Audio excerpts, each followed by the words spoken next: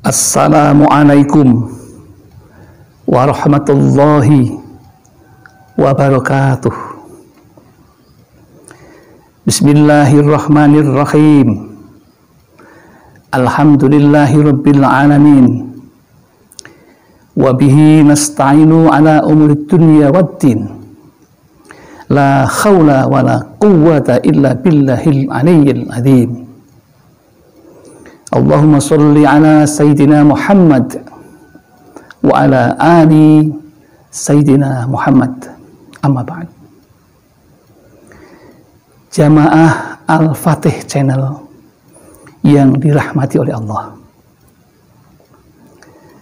Sebagai awal pembukaan kita, mari kita untuk selalu mengawali dengan rasa syukur kepada Allah.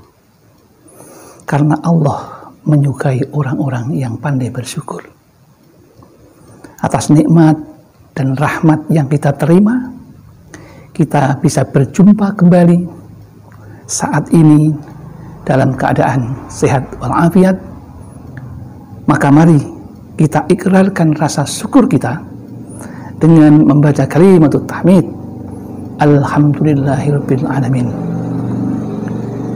Sholawat dan salam semoga tercurah keharibaan Nabi Muhammad Sallallahu Alaihi Wasallam, Nabi yang kita cintai, Nabi yang kita harapkan syafaatul uzmanya ketika di dunia, lebih-lebih nanti di akhirat. Pada kesempatan yang indah ini, ada baiknya kita saling berbagi, take and to give, tentang ilmu yang sangat bermanfaat bagi kita bersama. Izinkan pada kesempatan ini kami ingin menyampaikan materi pertemuan yang berkaitan dengan organisasi setan yang perlu diketahui untuk diantisipasi. Saya kira semuanya sudah mafhum bahwa setan itu dulu pernah hidup di surga dengan nikmat yang luar biasa. Tetapi karena kesombongannya,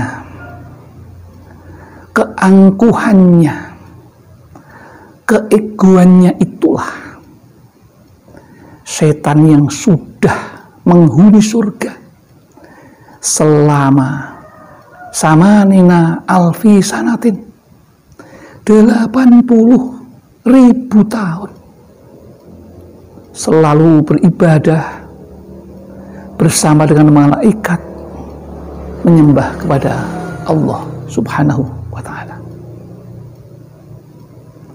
Namun apalah jor dikata, setan yang hanya diminta untuk sujud kepada Nabi Adam alaihissalam sungguh sangat tidak beradab di hadapan Al-Khaliq Allah Subhanahu wa ta'ala, karena berani membangkang perintah Allah dan tidak menuruti apa perintah Allah itu. Maka ghadablah Allah dan dibuanglah setan ke dalam dunia. Namun sebelum setan dibuang ke dunia, setan sudah berjanji.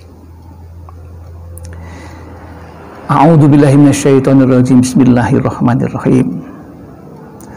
Summa la'atiyannahum min baini aydihim wa min khalfihim wa man aymanihim wa man sama'ilihim wala tajidu aksaruhum sakirin.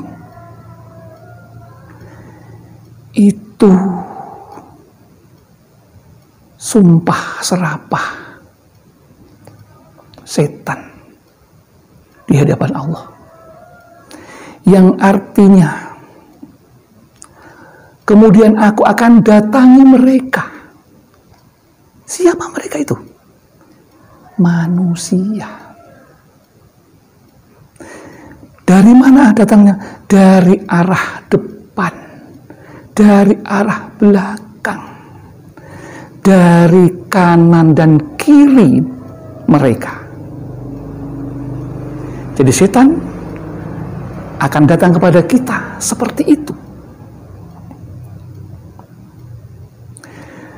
Kemudian setan masih melanjutkan lagi, wala tajidu aktsarahum syakirin, dan dari engkau tidak akan mendapati kebanyakan mereka bersyukur atau taat kepada Allah. Jadi dengan pedenya setan mengatakan seperti itu, menjawab pertanyaan Allah ketika akan dibuang ke dunia. Na'udzubillahi min dzalik.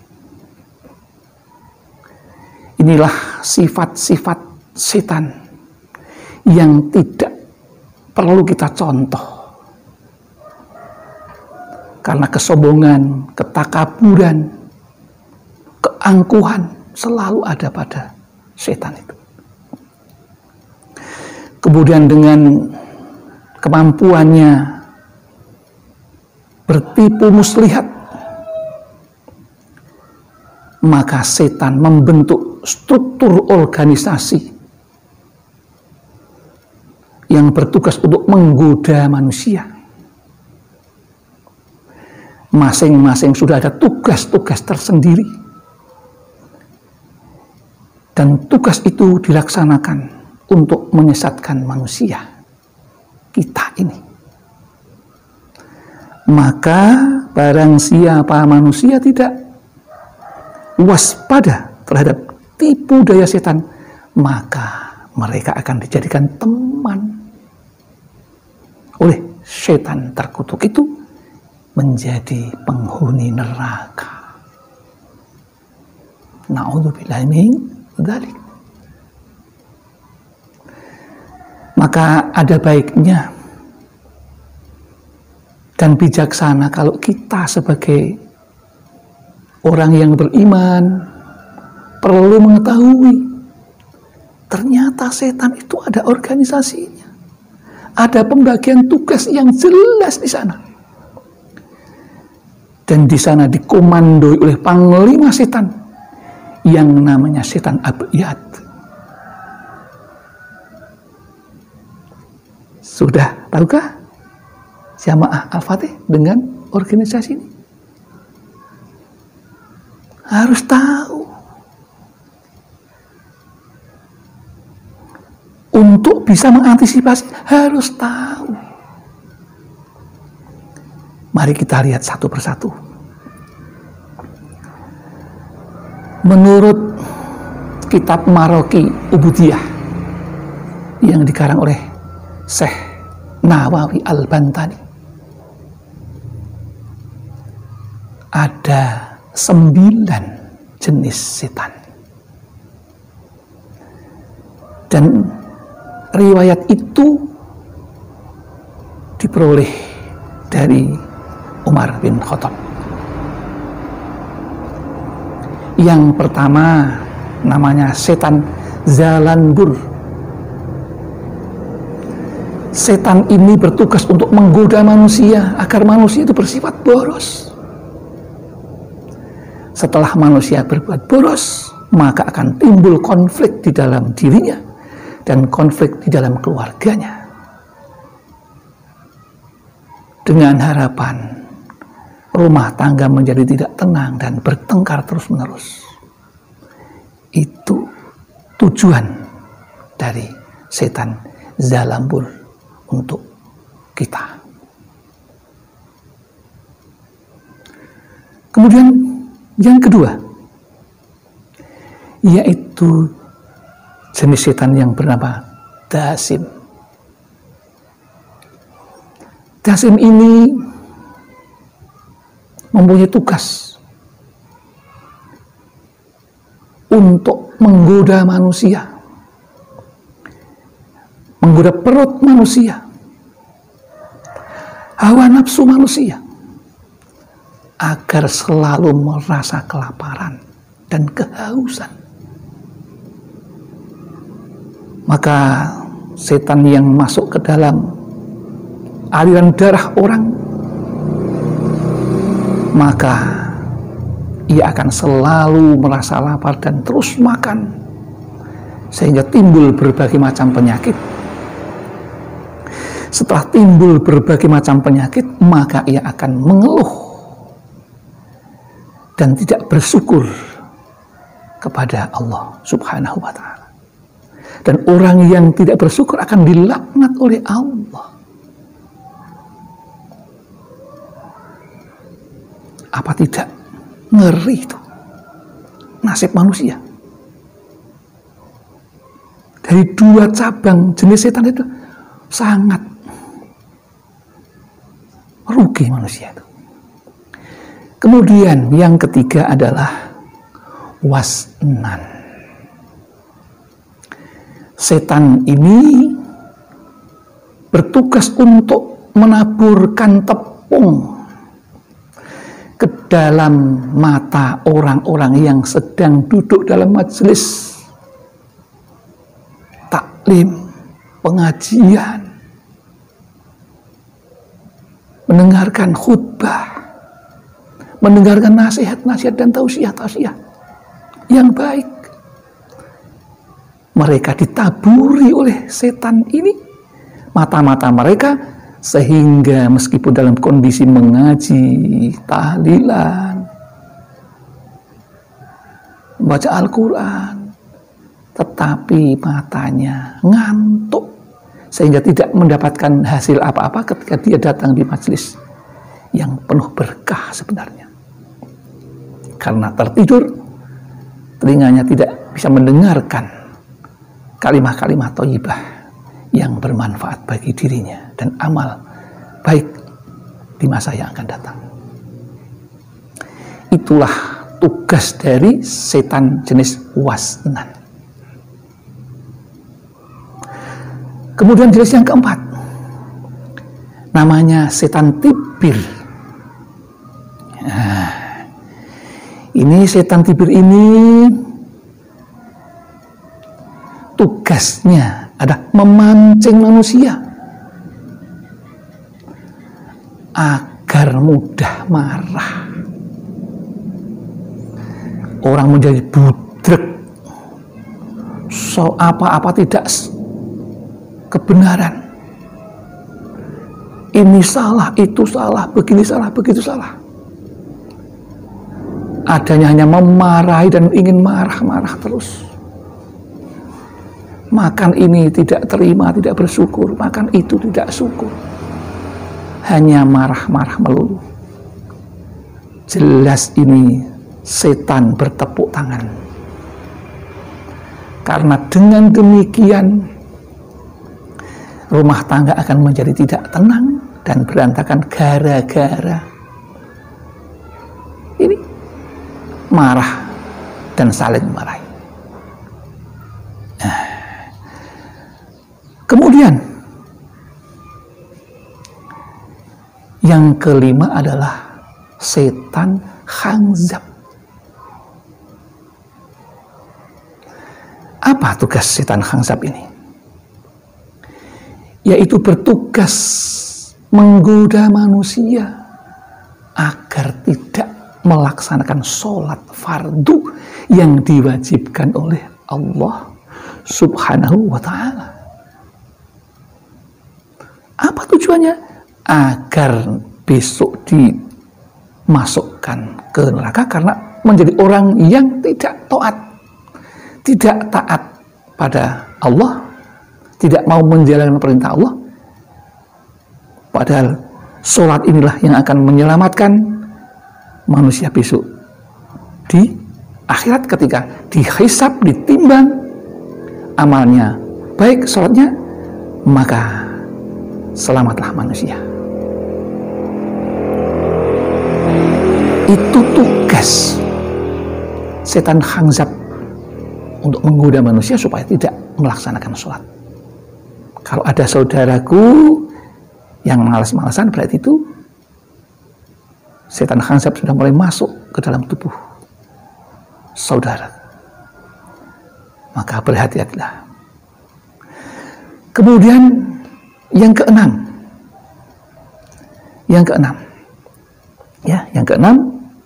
namanya setan walhan. Setan walhan yang tugasnya menggoda manusia.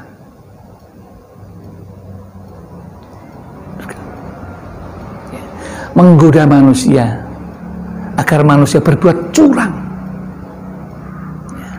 Agar manusia berbuat curang. Suka menipu, suka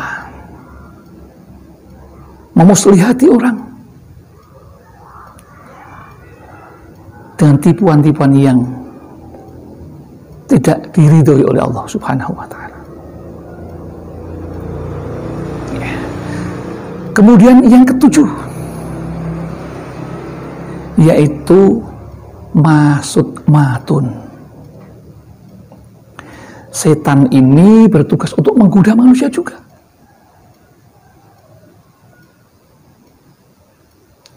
Tujuannya apa? Untuk mengadu domba manusia, untuk saling bergunjing, menggunjing, ghibah, saling mencaci, saling memaki. Itu tugas dari setan yang bernama masud matun itu.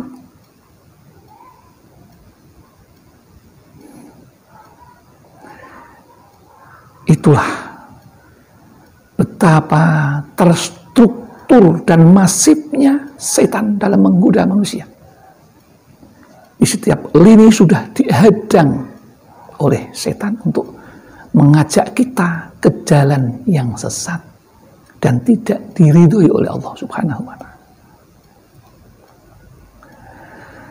Kemudian yang ke-8, yaitu setan a'war. Setan yang bertugas untuk menggoda manusia agar manusia mempunyai dorongan seks yang luar biasa, kemudian tidak bisa mengendalikannya dan menyalurkannya dalam tempat yang tidak semestinya. Seks bebas, pelacuran, itu adalah tugas dari setan a'war, mengganggu kita manusia. Kemudian yang terakhir, sang panglima setan ini yang namanya setan abiyat, yang tugasnya tidak sembarangan, menggoda Nabi. Nabi Adam itu tergoda juga dengan setan abiyat ini.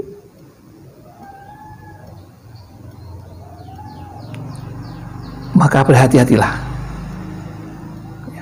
Jadi kalau setan menggoda dari yang kecil kemudian tidak bisa, maka akan laporan kepada yang lebih kuat di atasnya untuk menggodanya.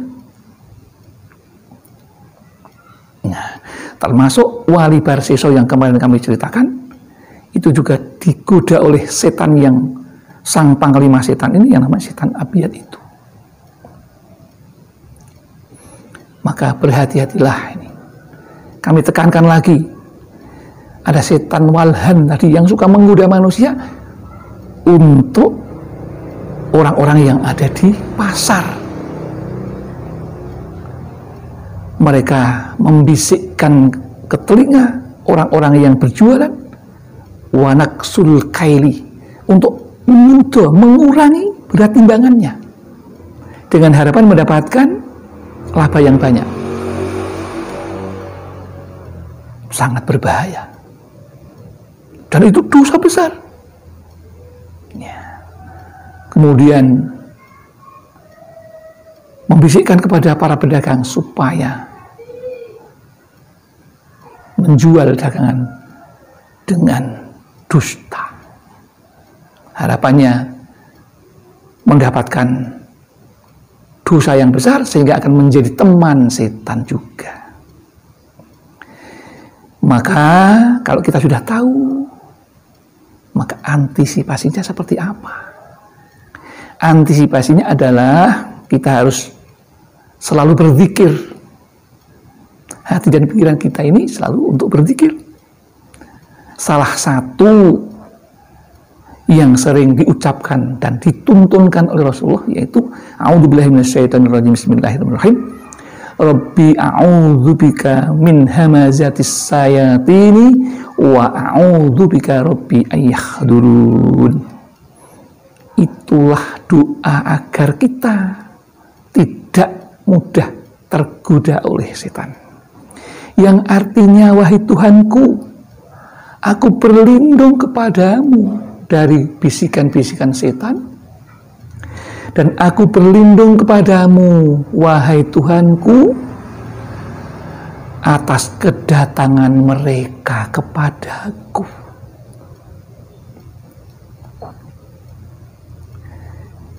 Itulah tip yang kami sampaikan dengan harapan ada manfaatnya terhadap benteng dan pengetahuan tentang organisasi setan dan bagaimana cara mengantisipasinya. Mudah-mudahan ini ada manfaatnya. Ada kesalahan, mohon maaf, diampunkan oleh Allah, dan ada benarnya. Semua insya Allah datang dari Allah. Dan kami akhiri, billahi taufiq wal hidayah wal inayah wal barakah. Wassalamualaikum warahmatullahi wabarakatuh.